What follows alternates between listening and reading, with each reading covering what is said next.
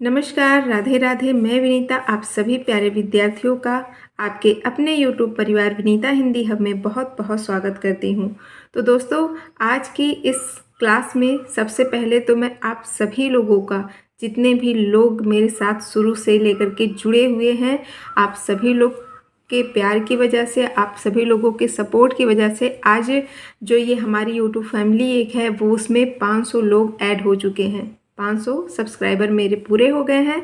तो आप सभी लोगों का बहुत बहुत धन्यवाद। इसी तरीके से आप सभी लोग अपना प्यार बनाए रखें, अपना स्नेह बनाए रखें, अपना साथ बनाए रखें और मेरे चैनल के साथ जुड़े रहें, ठीक है। और लोगों को शेयर भी करते रहें ताकि और भी हमारी जो इस YouTube परिवार की संख्या है उसमें सदस्यों की संख्या बढ़ सके।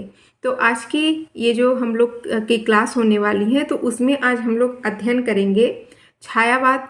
शुरू हो चुका है, तो छायावाद के अंतर्गत जो छायावाद के 4 स्तंभ हैं, प्रसाद जी और निराला, पंत और महादेवी वर्मा, ये 4 छायावाद के स्तंभ हैं। तो आज इन पर चर्चाएं होंगी। तो चलिए ज़्यादा समय नहीं गंवाते हैं, देखते हैं क्या दिया हुआ है। सबसे पहले आते हैं जयशंकर प्रसाद।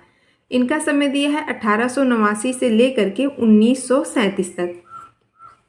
जयशंकर प्रसाद का जन्म काशी के प्रतिष्ठित व्यापारी परिवार में हुआ। इन्होंने प्रारंभिक काव्य रचना ब्रजभाषा में की।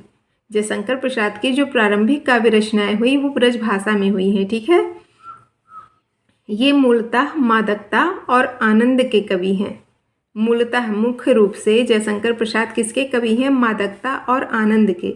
मादकता का मतलब होता है किसी चीज़ का जैसे नशा हो गया, उन्माद जिसे कहते हैं, तो वो होता है। और आनंद का मतलब खुशी होता है, तो इसके ये मुख्य रूप से कवि हैं। इनकी प्रारंभिक कविताओं में संकोच का भाव है। बाद में अपने मन के गहरे विषाद को इन्होंने आंसू में लोकमंगल की भावना से जोड़ा है। देखिए, इनकी जो प्रारंभिक कविताएं हैं तो उनमें संकोच का भाव है, लेकिन बाद में अपने मन के गहरे विषाद, विषाद का मतलब होता है दुख, दुख या फिर उदासी, गम, ये सब होता है।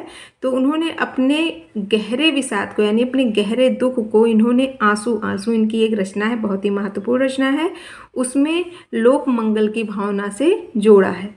जयशंकर प्रसाद टीस, कचोट और जगत की नश्वरता के समक्ष मानव जीवन की नगण्यता के बोध के कवि हैं। जयशंकर प्रसाद किसके कवि हैं? टीस, कचोट। टीस कचोट का मतलब क्या होता है? टीस और कचोट जैसे किसी प्रकार का, जैसे आपके अंदर किसी चीज़ को लेकर के, मान लीजिए कोई ऐसी दुर्घटना आपके साथ घट जाए, या किसी बात को लेकर के जैसे आपने कोई ऐसा काम कर दिया जिससे आप बहुत ही ज़्यादा उस पर पश्चाताप कर रहे हों, या फिर किसी की बहुत ही ज़्यादा याद आ रही है, तो आपके मन में एक टीस उठती है। टीस उठती है मतलब एक प्रकार की पीड़ा उठती है, एक प्रकार का दुख होता है आपके मन में, उसी को टीस कहते हैं।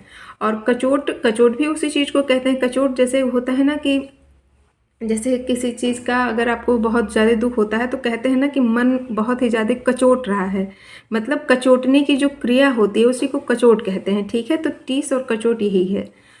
और जगत की नश्वरता, नश्वरता का मतलब होता है जैसे किसी चीज़ का क्षणभंगुर, जो मतलब जो अस्थाई ना हो, क्षणभंगुर जिसे कहते हैं, जो मतलब नष्ट होने वाला है। तो जगत की नश्वरता, जो जगत है, जो संसार है, वो क्षणभंगुर है, नष्ट होने वाला है, अस्थाई तो है नहीं जगत संसार, ठीक है। तो इसके समक्ष मानव जीवन की, इनके समक्ष जो मानव जीवन की नगण्यता है, जो शून्यता है मानव जीवन की, तो उसके बोध के कवि हैं जयशंकर प्रसाद, ठीक है। कभी कभी उनमें सूफी कवियों जैसी उत्कृष्ट वेदना का भाव पाया जाता है। उत्कृष्ट वेदना का यानी कि बहुत ही उन्नत, बहुत ही श्रेष्ठ भावना का क्या पाया जाता है? भाव पाया जाता है। किस प्रकार से? जिस प्रकार से सूफी कवियों में पाया जाता था। जयशंकर प्रसाद दार्शनिक कवि हैं। उन्होंने अपने इतिहास और दर्शन के ज्ञान को कामायनी में प्रबंध योजना से समन्वित करके अभिव्यक्त किया है। कामायनी बहुत ही महत्वपूर्ण इनकी रचना है, इससे प्रश्न भी कई बनता है। कामायनी किसकी रचना है? तो जयशंकर प्रसाद की रचना है, ठीक है। कामायनी मानव के बाह्य और आंतरिक विकास का कथा काव्य है, जो अंत में शैव आनंदवादी दर्शन में समाधान ढूंढता है। यद्यपि इस विशद कृति पर अनेक आधुनिक विचारों का भी प्रभाव है। इनकी प्रसिद्ध काव्य कृतियाँ हैं। देखिए जो जयशंकर प्रसाद है तो उनकी कुछ प्रमुख काव्य रचनाएं दी हुई हैं। तो कौन कौन सी है देखिए, ये परीक्षा की दृष्टि से महत्वपूर्ण है, परीक्षाओं में पूछे जाते हैं। कानन कुसुम 1912 में प्रकाशित हुई थी। प्रेम पथिक 1913 में प्रकाशित हुई थी। महाराणा का महत्व 1914 में प्रकाशित हुई थी। चित्राधार का समय है 1918। आंसू 1926 में। आंसू का प्रकाशन वर्ष जरूर याद कर लीजिएगा। और एक इनका झरना, झरना भी बहुत ही महत्वपूर्ण है। आंसू, झरना, लहर और कामायनी, ये सब परीक्षाओं में पूछा जाता है। तो आंसू का समय 1926 है। झरना का 1927 में प्रकाशन वर्ष है। लहर 1935 में प्रकाशित हुई थी और कामायनी 1937 में। तो ये सब जयशंकर प्रसाद के महत्वपूर्ण काव्य कृतियाँ हैं। तो आप लोग इसे अच्छे से रट लीजिएगा। अब आगे हम लोग बात करेंगे सूर्यकांत त्रिपाठी निराला के विषय में। इनका समय दिया है 1816 से लेकर के 1961 तक। सूर्यकांत त्रिपाठी निराला का जन्म महिषादल राज्य बंगाल में हुआ है। कहाँ पर? बंगाल राज्य है। स्थान क्या है? महिषादल। उनका गांव बैसवाड़ा अवध उन्नाव जिले के अंतर्गत पड़ता है। देखिए इनका जन्म बंगाल में हुआ था, महिषादल राज्य में, लेकिन इनका जो गांव है वो कहाँ है? बैसवाड़ा। बैसवाड़ा गांव का नाम है, जो अवध में पड़ता है। उन्नाव जिले के अंतर्गत पड़ता है। ठीक है। निराला ओज, औदात्य एवं विद्रोह के कवि हैं। ओज, ओज का मतलब क्या होता है? ओज, देखिए ओज एक शैली है ना।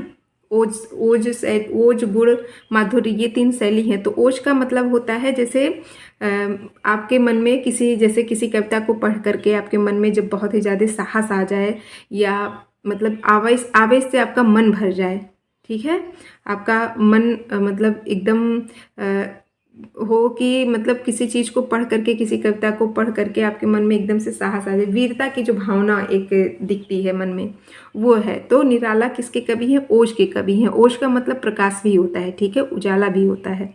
और औदात्य, औदात्य का मतलब होता है, औदात्य का मतलब होता है जैसे कि महानता, महान, जैसे किसी चीज़ की भव्यता को दिखाया जाए तो उसे औदात्य कहते हैं। एवं विद्रोह के कवि हैं। उन पर वेदांत और रामकृष्ण परमहंस तथा विवेकानंद के दर्शन का प्रभाव रहा है। किसके किसके? जो सूर्यकांत त्रिपाठी निराला है तो उन पर वेदांत का, रामकृष्ण परमहंस का और विवेकानंद के दर्शन का प्रभाव रहा है। इसलिए उनकी कविताओं में रहस्यवाद भी मिलता है। निराला आकुंठ एवं व्यस्क श्रृंगार दृष्टि तथा तृप्ति के कवि हैं। निराला आकुंठ, आकुंठ का मतलब होता है आकुंठ, कुंठ का मतलब हो गया कुंठा, आकुंठ का मतलब हो गया कुंठा से मुक्त, यानी कि जो ताकतवर होता है उसके। वयस्क श्रृंगार, वयस्क श्रृंगार की दृष्टि जो होती है, तथा तृप्ति, तृप्ति का मतलब क्या होता है कि तृप्ति का मतलब होता है जैसे कहते हैं ना कि हाँ मतलब ये चीज़ पा करके मैं तृप्त हो गया।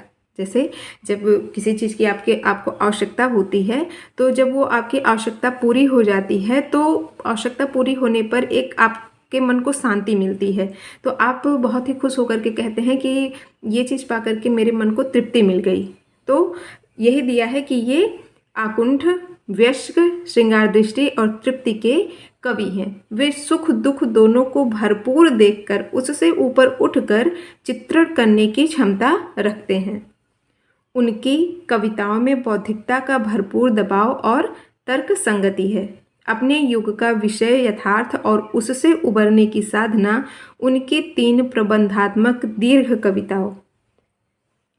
ध्यान रखिएगा, यहाँ देखिए दिया है उनकी तीन प्रबंधात्मक। एक तो हो जाएगा कि प्रबंधात्मक इनकी जो कविता कौन सी है, और दूसरी हो जाएगी दीर्घ कविता कौन सी है। तो कौन कौन सी है? तुलसीदास, सरोज स्मृति और राम की शक्ति पूजा में प्रकट हुई है।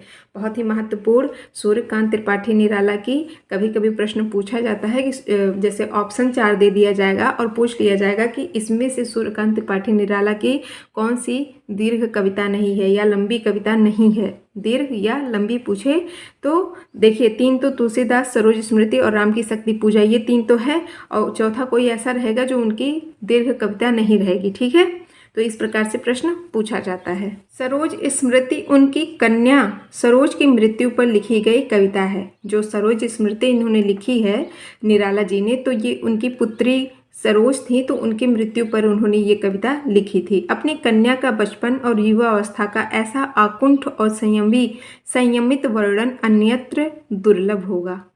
निराला हिंदी में मुक्त छंद के लिए प्रसिद्ध है। बहुत ही महत्वपूर्ण लाइन है। अगर पूछ ले कि हिंदी में मुक्त छंद के लिए कौन प्रसिद्ध है, तो याद रखिएगा निराला प्रसिद्ध है। ठीक है, सूर्यकांत त्रिपाठी निराला। देखिए जो इन्होंने मतलब निराला जी ने इनकी जो एक कविता है जूही की कली, तो उसमें सबसे पहले इस छंद का उन्होंने प्रयोग किया था। ठीक है, याद रखिएगा। और इसके साथ साथ उनकी एक कविता है तोड़ती पत्थर, हाँ तोड़ती पत्थर है, और एक है राम की शक्ति पूजा और कुकुरमुत्ता, इसमें भी इन्होंने मुक्त छंद का प्रयोग किया है। ठीक है, तो इस चीज़ को आप लोग याद रखिएगा। और देखिए मुक्त छंद क्या होता है, तो कह सकते हैं आप, देखिए जो छंद होते हैं, छंद जितने भी छंद आप पढ़ेंगे तो उनमें पारंपरिक तरीके से वो बधा होता है। ठीक है, और मतलब उसमें तुकबंदी वगैरह नहीं होता है। लेकिन जो निराला ने मुक्त छंद का प्रयोग किया है, तो वो पारंपरिक छंद जो छंद होते हैं तो उसके बंधन से मुक्त होता है, और तुकबंदी इसमें नहीं होती है। मतलब क्या होता है कि भाव के अनुसार लय और प्रवाह होता है। ठीक है, जिस प्रकार से भाव होते हैं उसी प्रकार से उसके लय और प्रवाह होते हैं। और निराला ने इसे छंद की भूमि में भी रहकर मुक्त रहने वाला कहा है। ठीक है, जो मुक्त छंद होता है वो छंद की भूमि में तो रहता है, लेकिन उससे वो मुक्त रहता है, इसीलिए इसे मुक्त छंद कहा जाता है। ठीक, आगे देखते हैं। वे स्थितियों के संश्लेष से कम शब्दों द्वारा अधिक से अधिक भाव पक्ष प्रकट करते हैं। वे स्थितियों के संश्लेष से श्लेष अलंकार आप लोगों ने पढ़ा होगा, कम शब्दों में अर्थ ज़्यादा निकलता है, उसी प्रकार से तो कम से कम शब्दों द्वारा अधिक से अधिक भाव पक्ष प्रकट करते हैं। नाद योजना का उनकी काव्यात्मकता में विशिष्ट स्थान है, इसीलिए उनकी कविताओं में कभी कभी दुरूहता आ जाती है।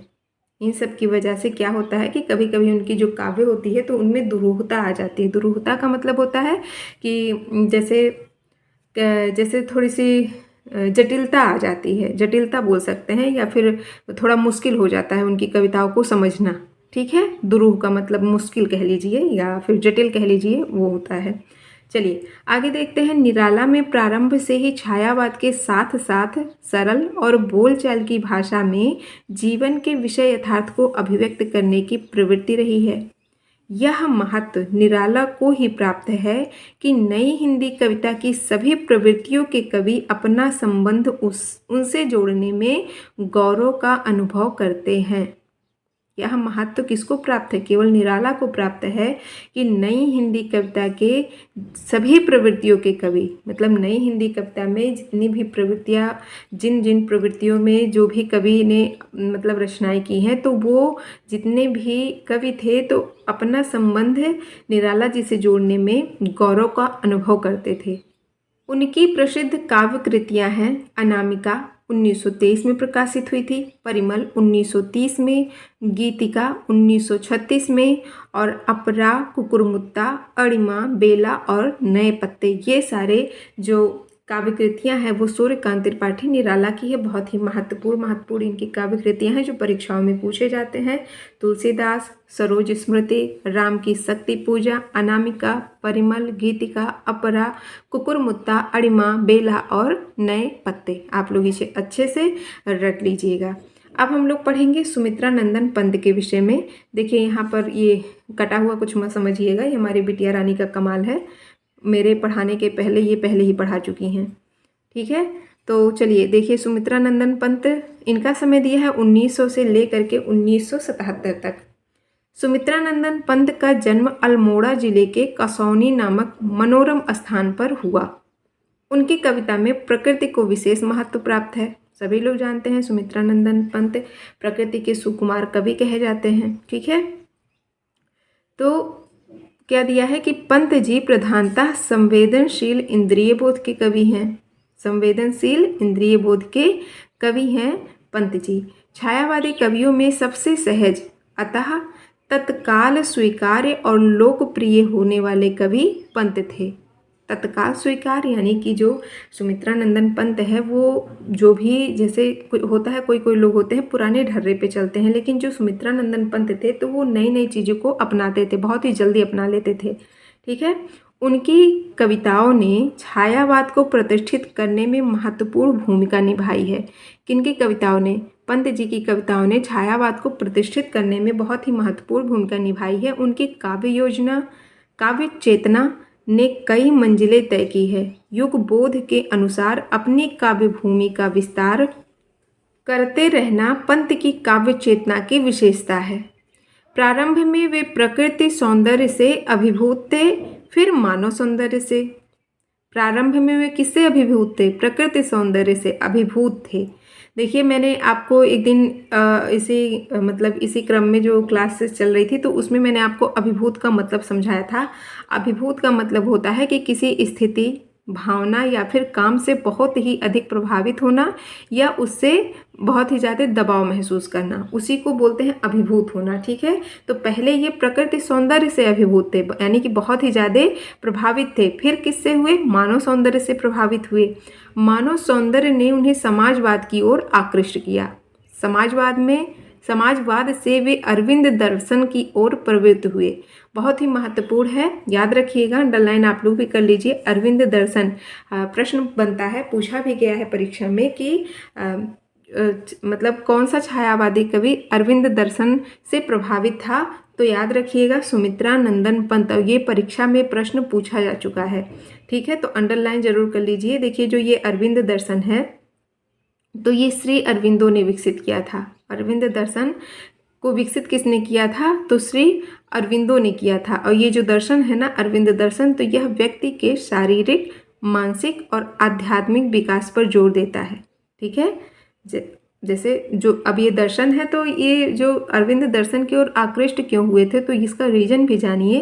तो जो ये अरविंद दर्शन है तो ये व्यक्ति के शारीरिक, मानसिक और आध्यात्मिक विकास पर जोर देता है, जिसमें शिक्षा का उद्देश्य केवल बौद्धिक ज्ञान नहीं बल्कि चेतना को विकसित करना भी है। ठीक है, तो जब ये समाजवाद की ओर आकृष्ट होते हैं तो समाजवाद से वे अरविंद दर्शन की ओर प्रवृत्त होते हैं। वे मानवतावादी कवि थे जो मानव इतिहास के नित्य विकास में विश्वास करते थे।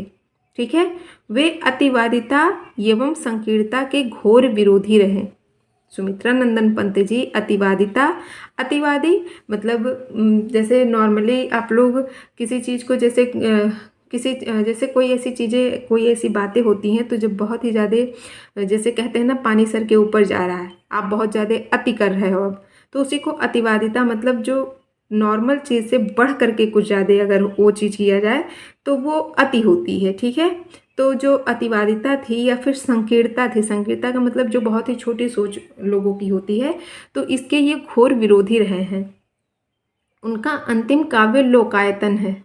ये भी एक बहुत ही महत्वपूर्ण प्रश्न आपके समक्ष प्रस्तुत है कि अगर प्रश्न पूछ ले कि सुमित्रा नंदन पंत का अंतिम काव्य कौन सा है तो याद रखिएगा लोकायतन है। ठीक है, जो उनके परिपक्व चिंतन को समेट देता है। उनकी प्रमुख काव्य कृतियाँ कौन कौन सी है ये देखते हैं।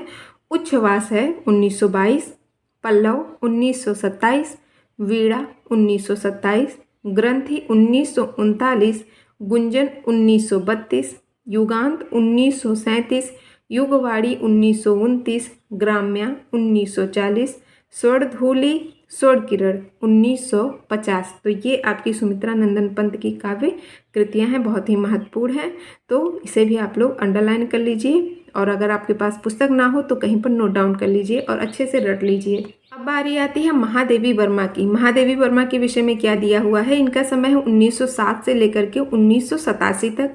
महादेवी वर्मा का जन्म फर्रुखाबाद में हुआ। महादेवी जी के कविताओं में करुणा की भावना प्रधान है। उन पर बौद्ध दर्शन का भी प्रभाव बताया जाता है। किन पर? महादेवी वर्मा पर किस दर्शन का प्रभाव बताया जाता है? बौद्ध दर्शन का। फिर भी उनकी कविताओं में निर्वैयक्तिकता नहीं है। आतुरता, प्रतीक्षा, समर्पण, जिज्ञासा उनकी कविताओं की प्रमुख भावनाएं हैं। उनमें नारी सुलभ सतर्क संकोच भी है, जिससे उनकी कविताओं की दोहरी व्याख्या होती है।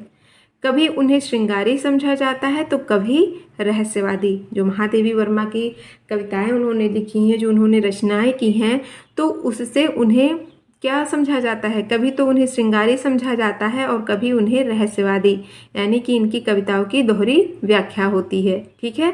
वस्तुतः महादेवी जी की कविताएं भारतीय नारी की मानसिकता की उपज है। उनकी कविताओं की करुणा का संबंध लोक में व्याप्त और उनके निजी दुख से है।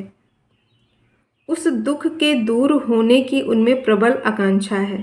मैं नीर भरी दुख की बदली, उनकी प्रतिनिधि पंक्ति कही जाती है। किनकी? महादेवी वर्मा की प्रतिनिधि पंक्ति कौन सी कही जाती है? मैं नीर भरी दुख की बदली। किंतु उन्हीं की एक प्रसिद्ध पंक्ति है, रात के उर में दिवस की चाह का सर हूँ। रात की उर का मतलब हृदय होता है, दिवस का मतलब दिन होता है, तो दिवस की चाह का सर हूँ। दीपक और बादल उनके प्रिय प्रतीक हैं। गीत रचना में उन्हें विशेष सफलता मिली है। याद रखिएगा महादेवी वर्मा के जो प्रसिद्ध प्रतीक हैं, तो याद रखिएगा परीक्षा में प्रश्न बन सकता है। कौन कौन से हैं? दीपक और बादल।